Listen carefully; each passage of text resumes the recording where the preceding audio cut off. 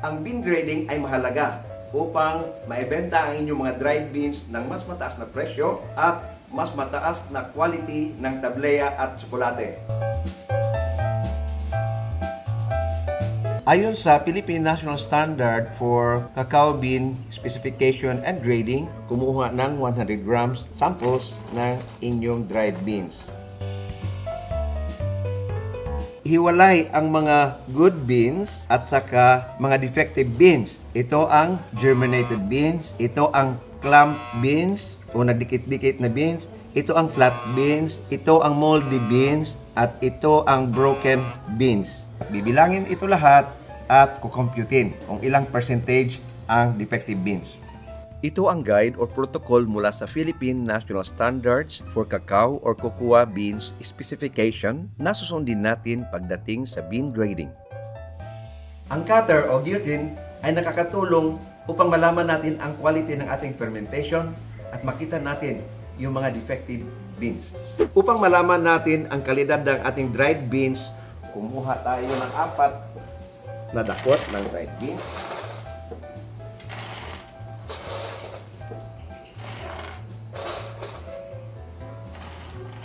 At paghalo-haluin,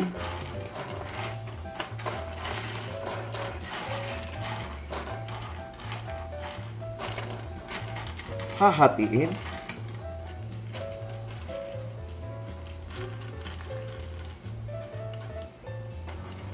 at ihiwalay ang bahaging ito.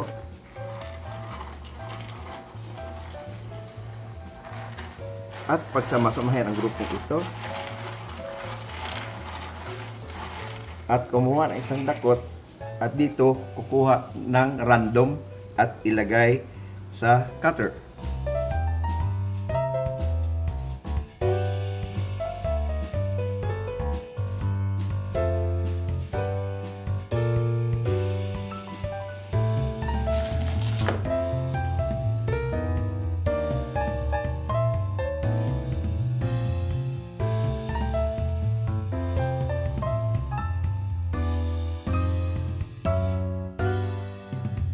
Ito ang mga dried beans na nakat at nakikita natin dito yung mga nagka-crack dyan. Ang tawag dyan ay fissuring. So magaganda ang pagka-ferment nitong mga beans na ito. Kung walang guillotine, kumuha ng randomly selected na 50 pirasong dried beans at gamitin ang matalas na kutsilyo o cutter para sa bean cutting.